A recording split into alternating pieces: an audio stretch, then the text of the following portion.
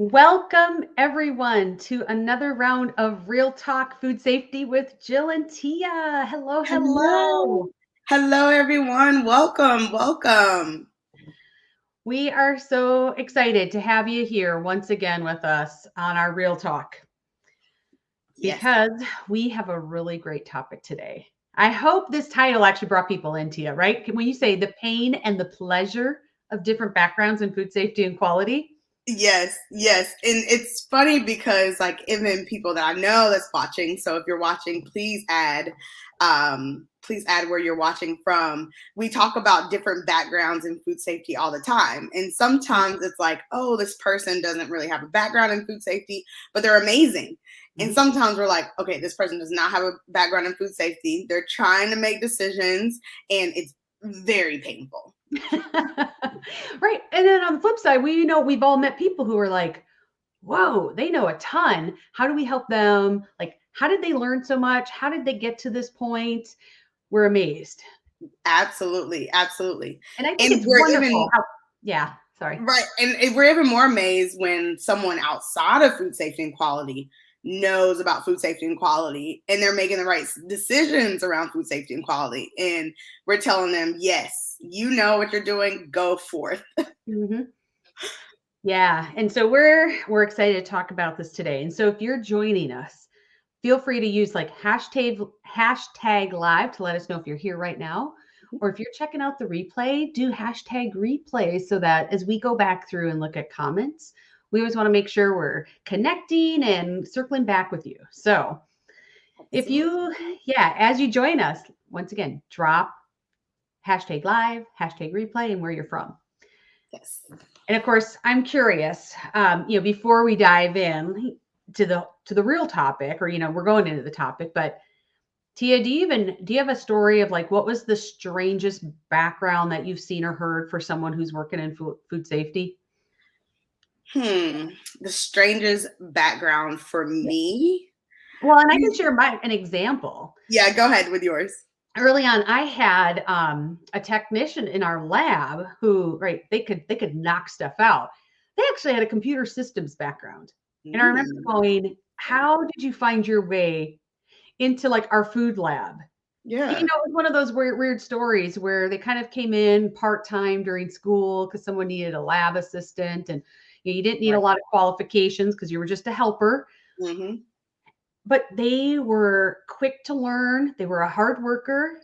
And the best part was as they started learning more about our systems, Yeah. we needed someone to do like be our limbs administrator because the other one was leaving. And this person Mm-hmm. stepped in and was like, I can make all this work, which hugely important.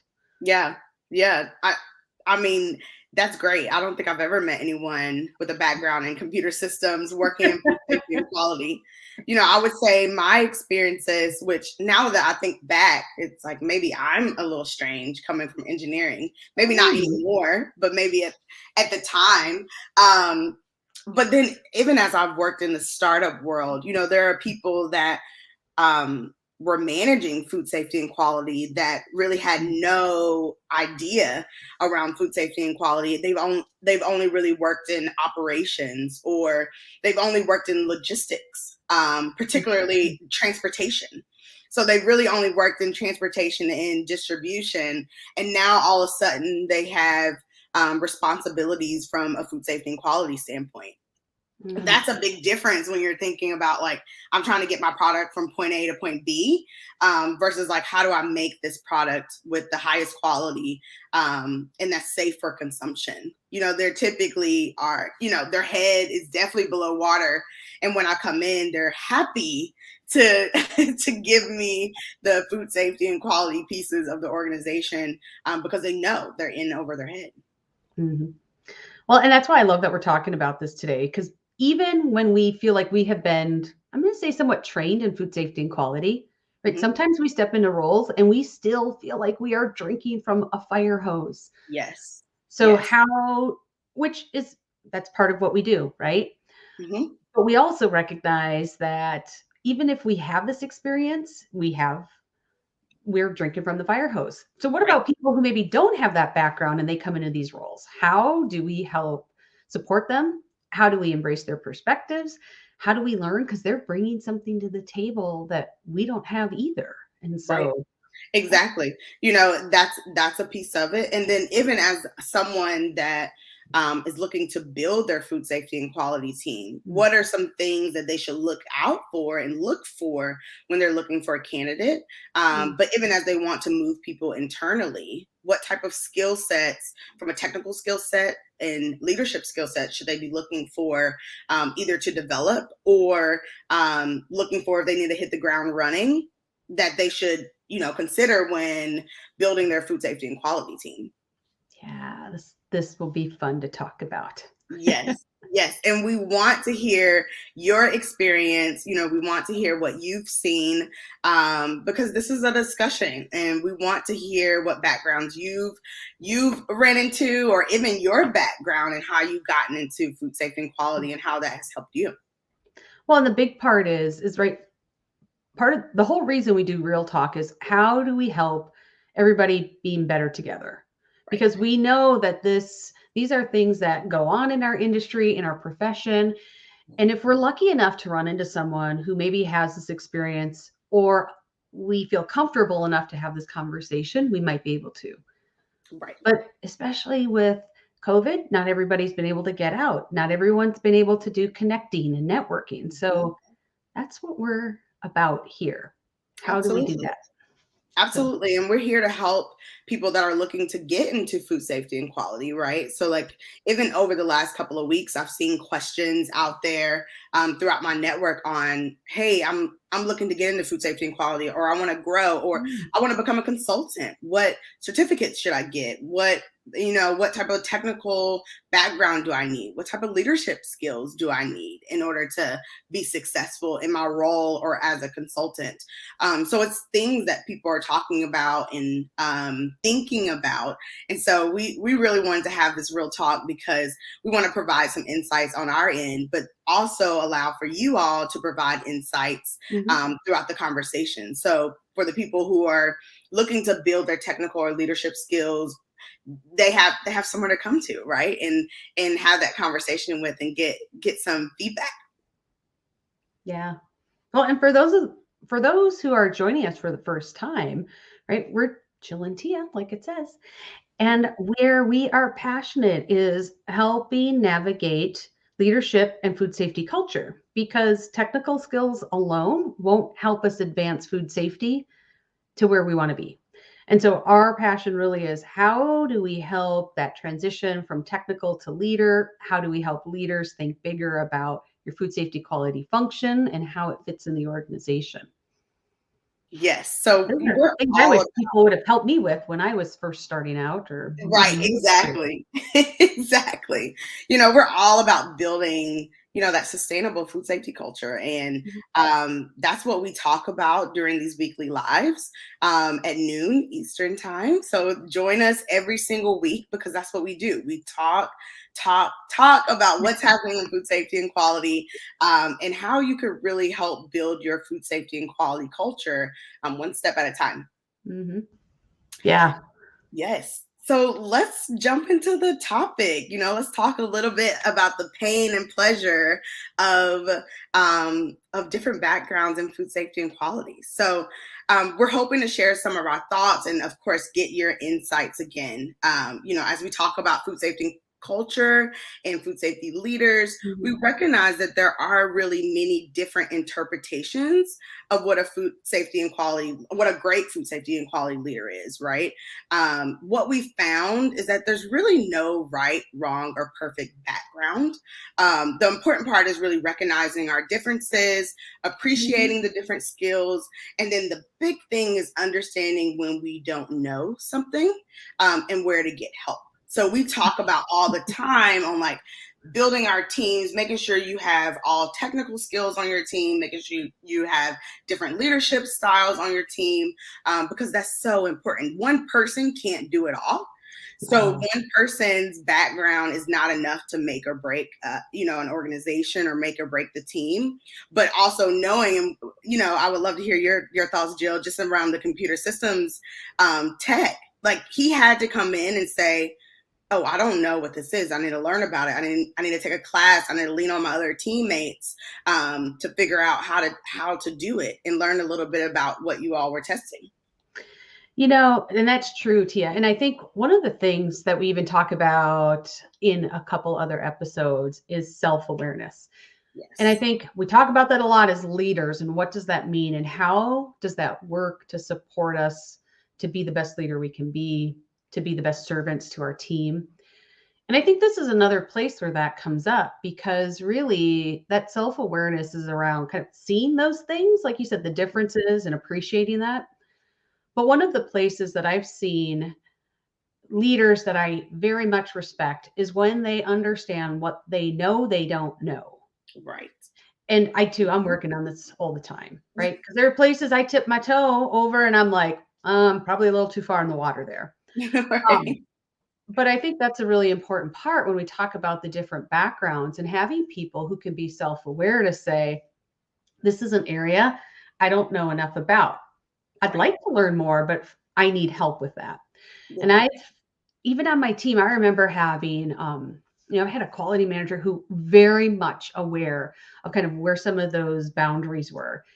And it was fantastic. It was incredible to see this person go, wow, I had this question, this call, this whatever come up.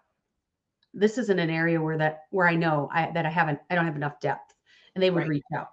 But I've also had it the opposite way, where Hmm. somebody was like, "Oh, I handled that." And I'm like, "Really? How did that turn out?" And I hear and I'm like, "Whoa." Not train wreck, but you have those moments where you're like, "Oh, okay. How do I help support you as a leader to understand kind of this, maybe it's a boundary or part of that, like I don't know that I don't know." Right, exactly. And willing to be open to feedback. Mhm. That's the big piece where it's like you might know some things. Like I mean, I think about the teams that I've worked with before where I've gotten pushback or questions around food safety and quality, and the things that they're saying doesn't even make sense, from a food safety and quality standpoint. And I'm thinking to myself, I'm the expert here and I'm trying to direct you in down the right path. And I'm explaining to you why those things do not make sense from an industry standard standpoint, from a product risk standpoint. But sometimes people are sort of stuck in their ways, or Mhm. they've only heard one way of explaining it. And you're like, that might work for a frozen dinner. That does not work for produce. So it's really, Two different things. it's two different things. Or these products are similar. That's why we should follow industry standards for this product. And so, like, what I've really found is that someone that's trying to be in the food safety and quality space, but don't necessarily have the right background from it, if they're really not open to feedback or open to collaboration or hearing a different perspective, that's where we run into a little bit of problems, right? So when you think about someone that has a different background, that's a great leader, they are able to take feedback, they're able to listen, and again, be self aware that you're not the expert in this particular area. We see it as just, I mean, we've been in food safety and quality for a while, right? And we run into things. I'm like, oh, I have not worked with that micro before. Like, Hmm. I haven't worked with that before. I haven't had experience in it. I need to call up, my microbiologist friend and kind of walk through what we should do. Because I know that's not my area of expertise, even though, I've been in food safety and quality and have experienced a lot of environmental issues. I know when there's a time where it's like, okay, this is above what I've done. I need to phone a friend. Well, and even you and I've even had that working together, right? Where I remember, right, a labeling question. I was like, okay, from poultry land or from doing some things that I've done, here's what we would have done from a USDA standpoint. Right. And you come in from another perspective, we're like, well, some of that works, but what about this? And I was like, yeah, we didn't worry about that. Right. And right, even we had, because of our different backgrounds, these moments where we were like, huh. that is eye-opening to understand how it would be done different because of where we've been, Right. kind of where we've grown up in different companies in the industry and the teams we've been around. And Right. if our Exactly. role, we always still have the same goal of like, how do we reduce risk to consumers, to our brand, and to our organization? Exactly. So, Yeah, and you brought up a really good point where, our views are influenced and, they're really influenced by the experiences we have had.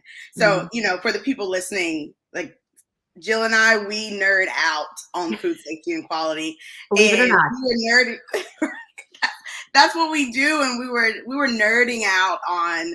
You remember HACCP and critical control points, and I'm telling you, this is like at the end of the day at like 5:30. So it's like, but we spend extra time kind of walking through like, this is what I've done in the past, and this Mhm, makes sense, and this, and in reality, what we were talking about is that both of the scenarios were right.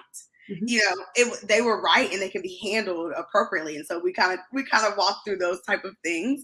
But I learned from, just even speaking from my perspective, I learned a different perspective that's out there, and what another organization or other organizations are doing, and justifying their hazards and their critical control points and preventive control. So it's like those type of things. You have to be open to having those conversations and welcoming a different perspective.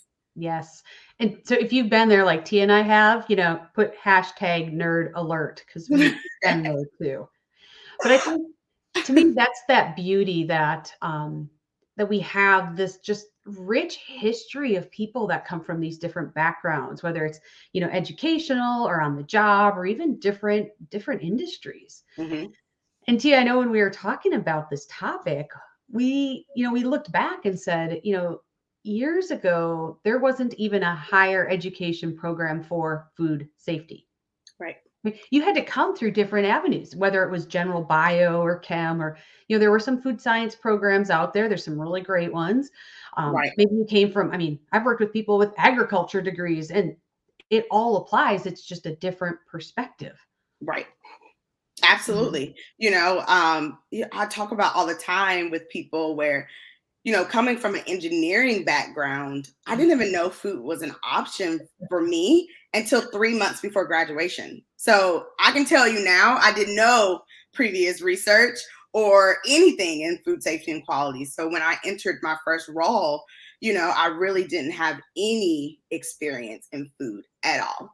And so that, and maybe that existed where I went to school, but it's something that I've never thought about until I ran into my first company, and I really enjoyed the culture and the people that I met, and I took it on, right.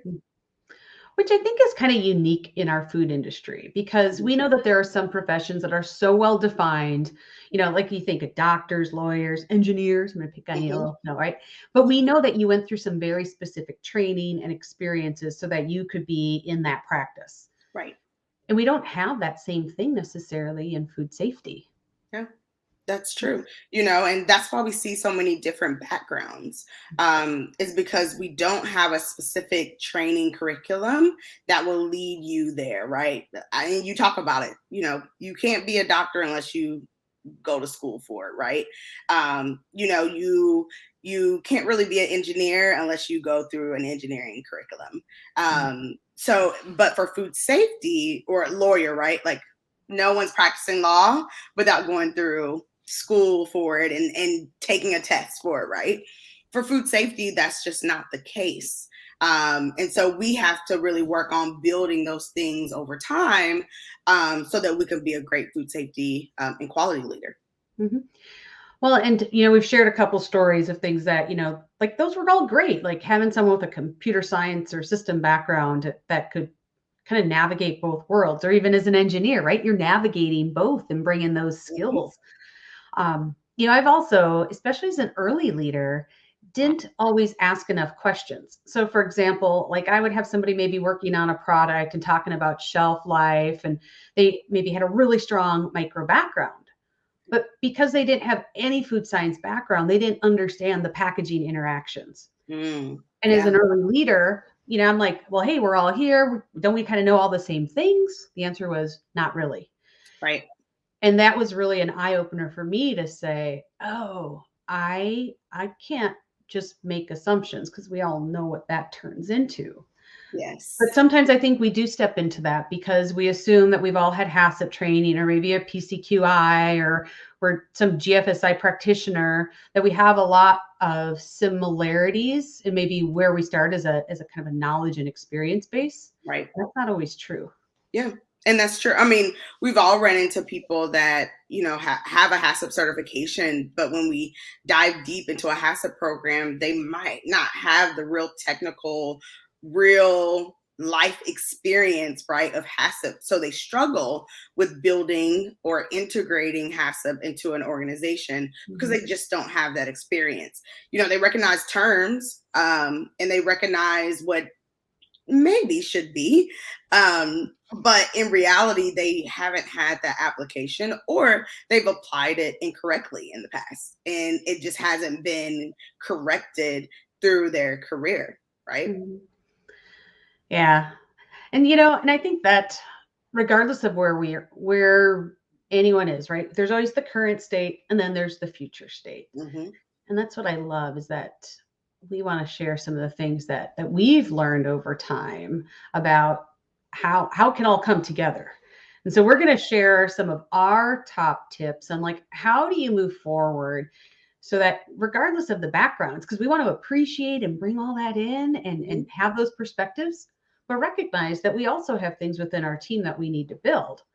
Yes. So we want you to share in the comments what tips you found the most helpful as you've navigated different backgrounds, Yeah. to be able to, whether it's cross train, help lift others, develop others. What's been some key points that have helped you along the way? Yeah. That would be great. Great to hear and share with the rest of the audience, because we've all felt this pain or pleasure throughout throughout our career. Whether or not it was us, right, that was struggling with it and going through the pain, or we were benefiting from having someone with a different background on the team. So Mhm. yes, share in the comments the tips you found helpful, because we want to grow and learn. Mhm. And Tia, when you talk about kind of like the part of like the pleasure and the learn, I know I give you a hard time about being an engineer, and you guys maybe have heard me say I'm surrounded by engineers. My husband's an engineer too. His background is manufacturing and quality. So had I not met him, I would have no idea about all of the quality management side. He's Mm, the one who, that's how I got into Six Sigma. That's how I got into designing a whole pile of experiments and the validation work that I did, and understanding SPC at a whole different level before the industry was even considering what that would mean.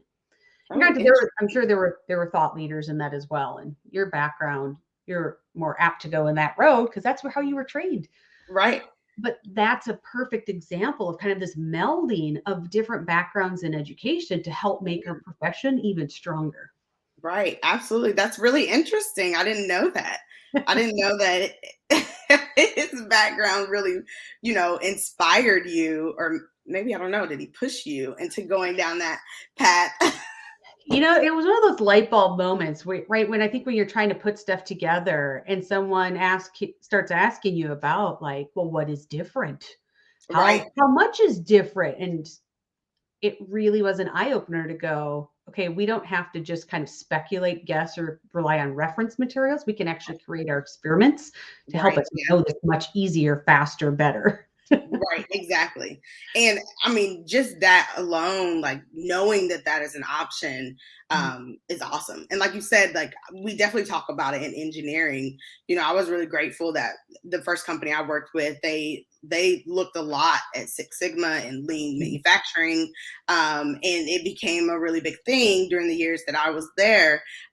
So I was able to see people that had gone down that road and design experiments and do DMAICs and all these other different things, even before I started looking at formal certification, because that was something that was starting to be integrated, or really was integrated into parts of the organization.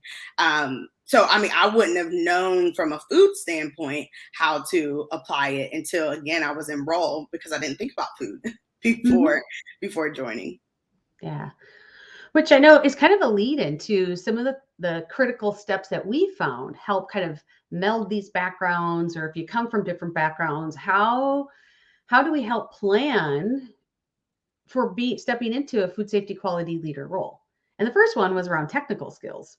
Yes. Go figure. T and I talking about technical skills.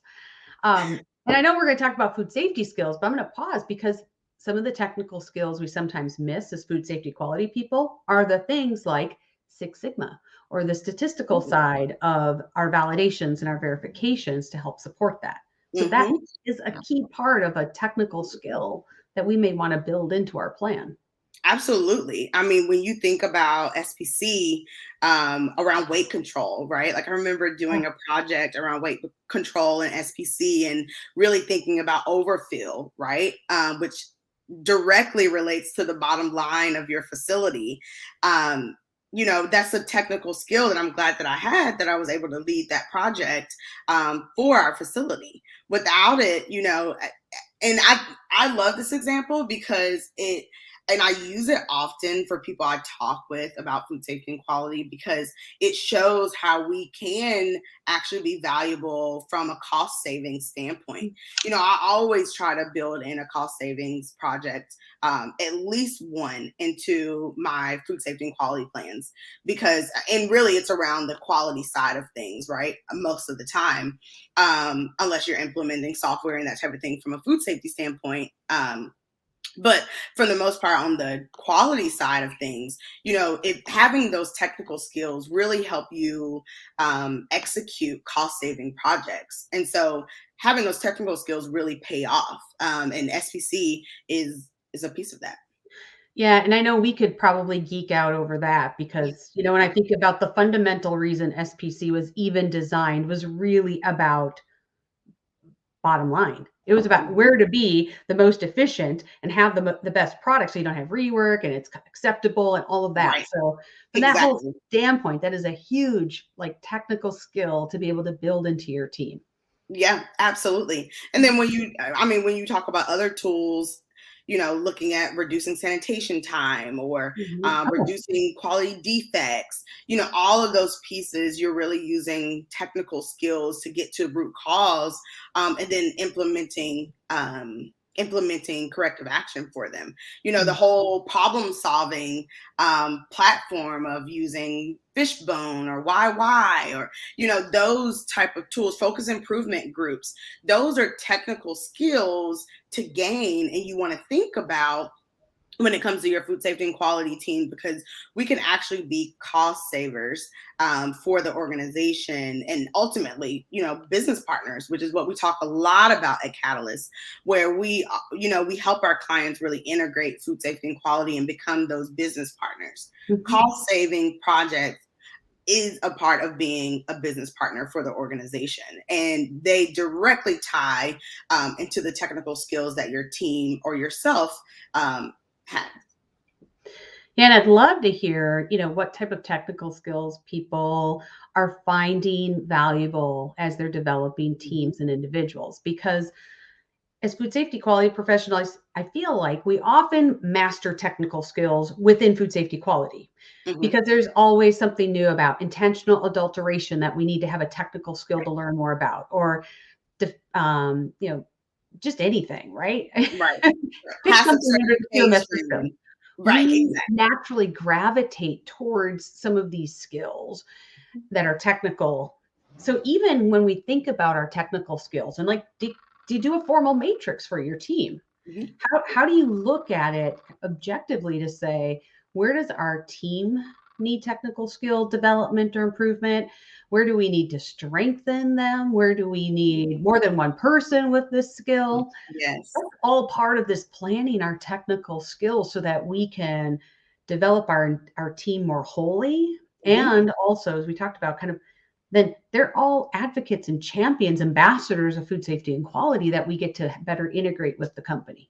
Yeah, absolutely. One big thing about, I brought up Catalyst a few times. You guys know that Mhm. we have Catalyst, Yeah. but we really focus on early on really understanding at the manager level on what type of technical skills the team has, and then moving to the individual level to say, okay, what type of skills does that individual feel like they have?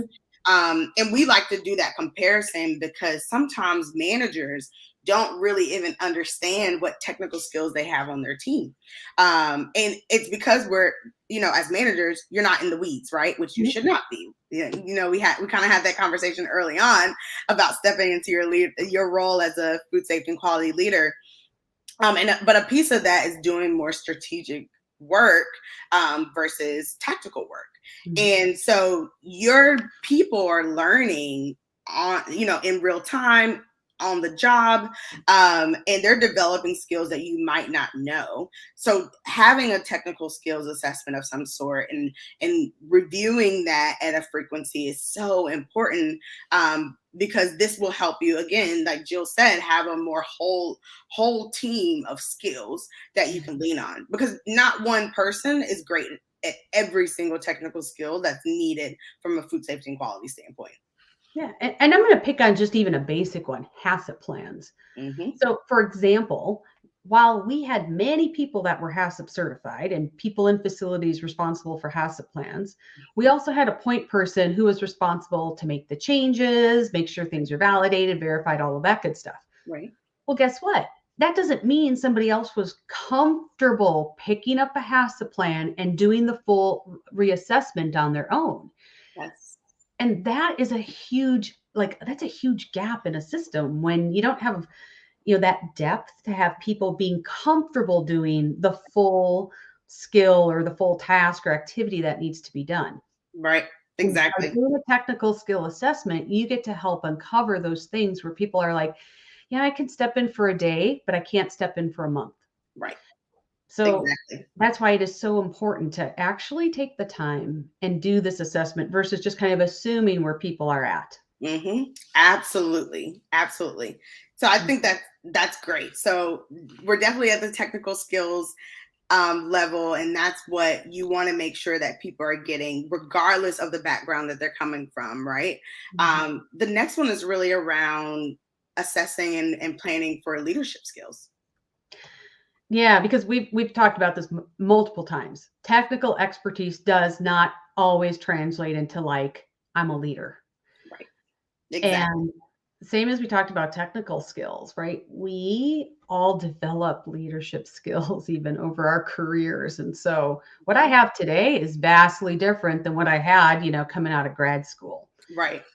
And had we had more focus on like what leadership skills are important and how do I develop those as I grow, man, that would have been such a benefit, not only for me, but for my team. And once again, the whole company. Right. Exactly. And technical skills is like your foundation, right? Like you have to have that knowledge. But if you can't influence people, Mhm. or if you can't integrate those technical skills into the organization, because ultimately people might not want to work with you, or you're not effective at inspiring people or setting a vision, really those technical skills go to waste. Mhm. Tia, that's a really good point because we've all heard stories, or we probably even like can conjure up a picture of someone where we're like, they were brilliant, but working with them was awful. Right. And Mhm. for us to have food safety and quality shift to where we want it to be something that people want to do and that people are inspired to do these behaviors, we also need leaders that can inspire people to do that. Right. And just like we can do a matrix on technical skills, we can do the same thing on leadership skills. Mhm. Absolutely. And you 100% should, right? You should Mhm. understand what type of leadership skills exist on your team, and even within yourself, and what gaps you need to fill, right? When I think about my favorite leadership style is servant leadership. Mm. And that's really the leadership style that I lead with, in my organizations in the past, and even now as a consultant. And my role is really all about removing barriers, ensuring that my team or my client can really put their best foot forward and get the things done that they need to get done. So I'm here to support them, in that way. And that includes, giving feedback and being open to collaboration and removing, again, the biggest barriers that they have to get to the end point. Mhm. And so for me, when I kind of ran into this concept of servant leadership, I really didn't have all the tools to implement it, right? But I needed to understand what it was and what gaps I was missing, in order to really be the servant leader that I wanted to be. But again, I think it also comes down to that awareness, right? On like what's needed, but then being aware on what I need in order to become the type of leader that I want to be. Yeah. And I always like thinking about we all have these natural leadership tendencies. And right, we all have some that really work well for us and some that were like not my strength. And I think when we talk about building our leadership skills, I think sometimes there's a little bit it can be vague in terms of how Mm, does that actually work, right? right, Because it doesn't always mean I go to a seminar and I listen and I learn about conflict resolution 101 again, or right. how to have tough conversations. To me, part of that is understanding it's the little moments. Mhm. Leadership is the little moments. It's the things like, hey, can you read my email? Because I want to make sure I have the right tone, I have the right influence, I'm leading in the best way. Right. It's about those Right. conversations where you're like, I need to have a tough conversation and I actually do need to role play with someone a little bit. Hmm. Those are the moments where we get to help really hone in on those leadership skills and understand um, where we're at and how they're being kind of received on the other end as well. Right. Absolutely. And we've all led teams where, we're super excited about leading X team, and we can't wait to like lead with our technical skills, Mhm. and then we get there and we're dealing with personal issues on the team. That's a part of those leadership skills that's 100% needed if you're going to be a leader in food safety and quality. And then when we talk about different backgrounds, right, some backgrounds are, I would say, they probably get a little bit more focus on leadership skills in school or in the type of experiences that they have that maybe some other people might not get. Like, for instance, in engineering, we really don't talk about leadership skills, right? Like, we're definitely executors and focus on the technical aspect. Um, I really had to pick up on leadership skills from being a part of other organizations and clubs, right? Um, so that's, like you said, you're surrounded by engineers. So, Jill, I'm you know, surrounded. Help me, people, help me. so that's not a focus. That's not a focus for us. So that's something that as an engineer, I really had to look at and say, okay, what do I have? What am I missing? How do I get this type of experience? How do I connect with leaders who have great conflict resolution or great influencing skills that I would talk to at a frequency, or watch the way they did different things. Mhm. Um, so yeah, I mean, that's when we think about backgrounds versus some other backgrounds, when you think about like someone that is, has been in operations for a few years, they deal with people issues all the time. So Mhm. they might have a stronger toolbox of leadership skills because they've had that real life application around managing, call outs or sick time, HR issues, Mhm. things that have nothing to do with running a line, but something that you have to deal with if you're managing a team of people. Yeah. I always find it really interesting when I run into people who are like, I love everything I do except dealing with people. Right. And I Yeah. chuckle a little bit because on one hand, I think, why are you in a leader role? Right. And then I think, wow, what great awareness that is a challenge. And so having that awareness once again helps people go, that part of my role is the where I need to develop some of my leadership because I'm really comfortable with technical. And this is a place where, it maybe is a little more challenging. So I have some opportunities here. Right. Exactly. Exactly. Mhm. So, that's a big thing. If you have not looked at the leadership skills on your team, really tap into that and really understand based off of people's backgrounds and where they worked at, before they joined your team or when they joined your team right out of school. Really tap into what their leadership skills are, what gaps they have, because that's a big piece of building your food safety and quality culture. Mhm. Yeah, and I think that's a great lead in because right, all of this is about how do we integrate into the business. Right. We don't want to be the function that people see us coming, and we've all had this. They either look at us and turn the other way or they pretend they don't see us. Mm. That's always a pure sign that they're like, oh, we just can't deal with them today. Right. And we want to integrate so that when they see us coming, they're like, oh, hey, what's happening? How can we do this together? And, I think part of that, I always look at it that as a food safety quality team, because we're focused on compliance, we're driving our agenda for compliance. Right. That's wonderful. We need to champion that. Mhm. But we also have to recognize that other areas of our business, they need help too. Right. And Yeah. can you find one thing that other teams do that doesn't have an impact on food safety and quality? I'd be hard pressed to say Mhm. there's not a thing. And Right. so how do we really look at helping our technical leaders really look at servants of the whole business, Yes. knowing that we need to be champions of food safety and quality, but really recognizing and stepping into a place where we're like, hey, you know what? Maybe I don't want to work with operations downtime because they're the ones running the line and whatever's happening. But clearly it's a benefit for us to be in that space. Right. Absolutely. I say all the time, one thing that I love about being in food safety and quality is that we literally touch every part of the organization. Mhm. And, typically when I talk with, the startup areas, entrepreneurs, I tell them that food safety and quality is really touching every part of your organization from operations, supply chain, right, to marketing, sales, Mhm. to legal, to finance, like every Everywhere. HR, yeah, every part of the organization, food safety and quality, we touch it at some point.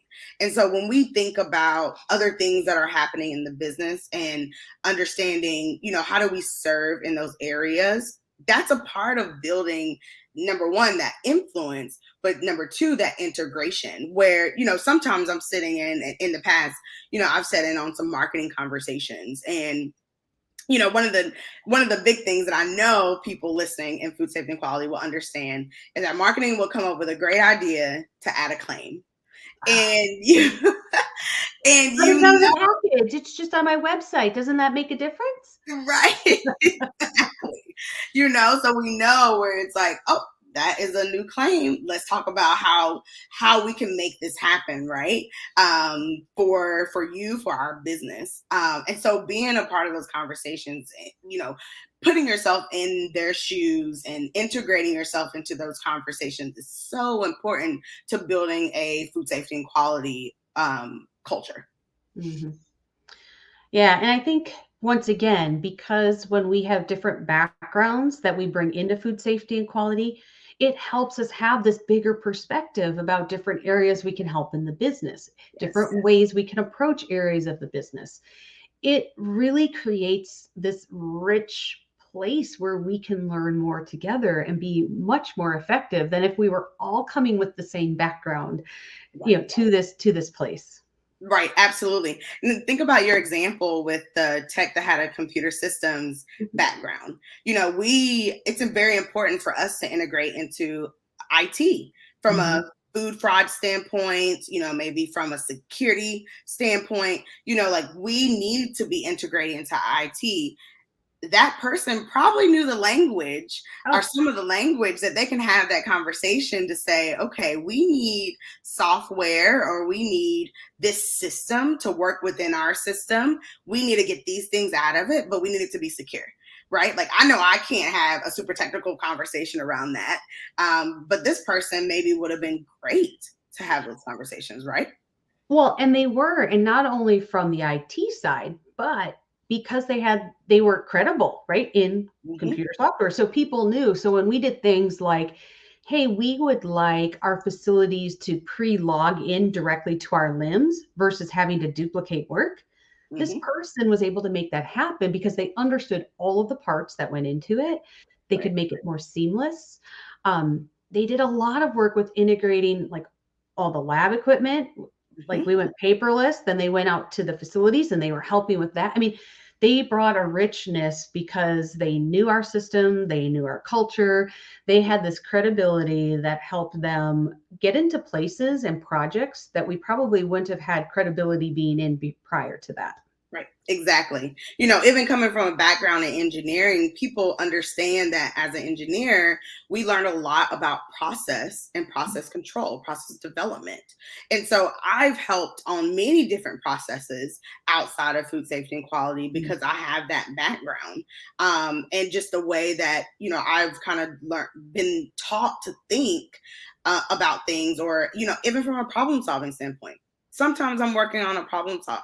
I worked on a problem solving task where, there it maybe had nothing to do with food safety and quality, but they need to get down to root cause for it because of line downtime or whatever it happens to be, or just basic gaps in the process.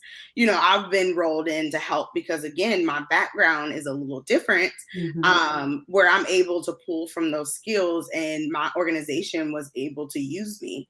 And that's big when you think about integration and when you think about food safety and quality individuals as business partners. We want to really offer up our services, offer up our talents to other parts of the organization when we can, because that is the integration of food safety and quality in your team, right? Because they're in those conversations so that when something comes up around claims or new products, or oh yeah, this will help, stop downtime, but it's like, oh, but that is something that's going to be over product zone. Let's talk Mm. about the risk around that, right? That's how you get that integration, because you're out there having those conversations because you have those different backgrounds on your team.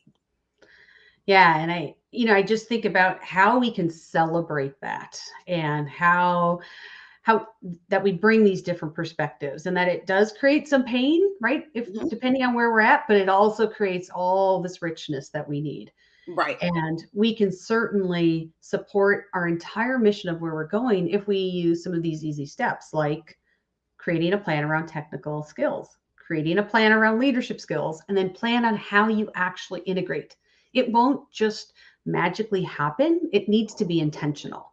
And so Absolutely. create these moments where you can have these things come together so that you are seen as a business partner. You're integrating and adding value in these other areas. And Tia, I love that story about even the problem solving. But I don't know if you're using DMAIC or some other system, but the way an engineer looks at problem solving is uniquely different from anybody else's training, but it's extremely powerful. And so Yeah. when you can bring that to the table, that's huge. Absolutely. And then, I kind of want to spend just a couple of minutes talking about the side where we know there's people in food safety and quality that have no background, Mm. that, that are making decisions, and the rest of the food safety and quality world is like, those are the wrong decisions. That Mhm. that is bad, right?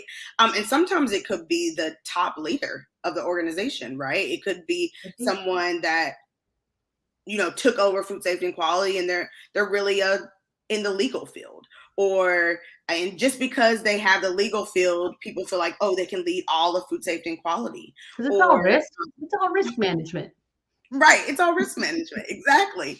Or someone, or we see it a lot in operations, right? Like, oh, they have operations, they're responsible for food safety and quality, they can lead the group, right? And we know that that is not true. Mhm. that does not necessarily mean those people can lead food safety and quality, and that they will be successful at it, right? I've seen it a lot of different ways. Strategies leading food safety and quality, legal, operations, supply chain, logistics. Everyone's leading food safety and quality except who should be leading, right? And it from our standpoint, it could be dangerous for the organization and Mhm. for consumers if they don't have the right expertise in place. I think it still goes back to our 3 points, right? If this person doesn't have the right technical skills to lead, if you want them to be your leader, then they need to develop those technical skills. Or they need to have a really strong team of technical skills that the leader is open and willing to listen to and help drive that direction.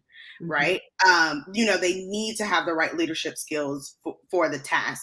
If not, then their team needs to have that leadership skills. And then I would say leadership skills is definitely the place where people struggle, because if you don't have someone in your organization that's at the highest level really leading food safety and quality with a background and the right technical skills, right? Like when I say background in food safety and quality, I'm really meaning that they have those technical skills in food safety and quality. Mhm. If you don't have someone there at the top really helping to influence what's happening in the organization, it's really hard. It's hard to It do the is. third step of integration to into your business, because even at the top level, there's really no true understanding of food safety and quality. So those are the things to look out for, right? And to really think about how is your organization, or how you, as someone that might not have a strong background in food safety and quality, but is a leader in the organization, how do you develop those technical skills, develop those leadership skills, and then really have a plan for integration into the business from a food safety and quality standpoint? You should be asking yourself that. And if the answer is, I'm really just trying to build my technical skills when it comes to me being in legal or in operations or strategy, or R&D even. If that's where my focus is, then there really needs to be another leader. You really need to have a counterpart that's focused on those food safety and quality technical skills, leadership skills, and integration in your Yeah. organization. Or I'm gonna add to that, a partner. A Because I've partner. definitely been, being in sales, I got to see a lot of different organizational setups and Mm-hmm. different ways that they led food safety. And, I would inevitably come to a company where, somebody was promoted within to lead food safety, and that is wonderful. Yes. Believe me, on the job and learning culture is hugely important. Yes. But having someone come through the organization without setting them up for success with the right technical skills is a risk, one, for consumers, two, for your organization. Right. And so, in that situation where they are a good fit because of that background that they have, here's an easy solution: partner with someone. You know, we do this, other great consultants do this, where they are that technical person to help you while you're learning those things and kind of getting them under your belt and maybe even building your team. Right. But you need to be set up for success. You need to set your team up for success. That's all part of this whole thing with different backgrounds and making sure that we aren't creating gaps just because we're not addressing that we do have different backgrounds and we're not intentionally filling those. Absolutely. That's I a know that was really really wordy, but oof. I have seen things, and you guys, we've all seen this. Right? Someone that we're like, they are wonderful, but they are so in over their heads. How do yes. I help them? And those are the ones where we need to pull together as a profession to say, how do we support them? Because they Exactly. can drive agendas and they can drive work that we need done, but we also need to support them. Right. Exactly. Exactly. Yeah. I love that. So I mean, we always like to open it up at the end and really say, we want to be here for you. We want you to reach out to us with issues that you are seeing, or even, if you're dealing right now with someone that might not have a great background, right? Or you feel like they don't have a great background for food safety and quality, send us an email. Let's talk about it. As we build our email list and really send out these tips, it's really important for us to continue having these conversations and support one another. Absolutely. And it all goes back to, we're not in a vacuum. And the more I'm always amazed at the connections that we have and just other people have, because even yesterday I got a call from someone who was like, "Can you help me?" And I'm like, "Well, I can, but really what's better is I know someone who can help you even better." And Yes. so when we reach out, whether it's to us or other people that right, that's our goal. Like, how do we help each other and find the right support? Absolutely. Yeah, I mean, it's one of those things, and we talk about building your network all the time Mhm, and staying connected to your network. That's a big thing, because you're right. I love the example you gave, Jill, where it's like, we could have taken it on, but in mhm, reality, are we the best people to? Not at the moment. mm-mm. And so it's good to be able to share with our network. And now that person has us in their network, and they also have another person in their network that they can lean on. Yeah, and hopefully bigger than that, they know, what? We can help each other. So even Exactly. if I don't know the answer, I can reach out and together collectively we'll find where the path leads next. Right. So, Absolutely. And I know people that's out there listening that's a part of our network also feel the same way, because mhm, we've done the same thing, right? Where people have come to us and said, Jill and Tia, we know that they can benefit from what you all do. Here, I'm going to give you this contact. I'm going to reach out. I'm going to connect you to. And we've done the same thing with people in our network. The example that we gave. So we want to know what's happening, and how we can help you. Just shoot us an email. yeah, because inevitably, as you're going through this and doing your technical skills, your leadership and your integration, you're going to go, how have others done this? Or you Okay. may stumble into something where you're like, not sure how to get through that. Yeah, We are all absolutely. around. We are all here to help. So Mhm. that's what we do. Absolutely. And that's what better together really means, right? Mhm. Well, Tia, we are coming up on an hour, and it seems like every time. I hope that we're making a difference, but it's always so much fun, and it goes so fast. And Yes, so it that's does. why I just love to hear what people have to say. Absolutely. Absolutely. And, if you're watching this on replay, add Love your it. questions, add your comments, hashtag replay. This is on my LinkedIn, so you can see it from a replay standpoint. But then we also post our episodes on our YouTube channel, on our Mhm. Catalyst YouTube channel. So reach out to us if you are connected with us on LinkedIn. We'll have the link on there. Subscribe and like our videos. We would absolutely love that. And then, of course, you can comment on the YouTube videos as well. Yep, you bet. So, well, this has been another great Real Talk in Food Safety, and we'll be here next week at the same time, Wednesdays at noon Eastern. Yes. Have See a y'all great week, later. everyone. Bye.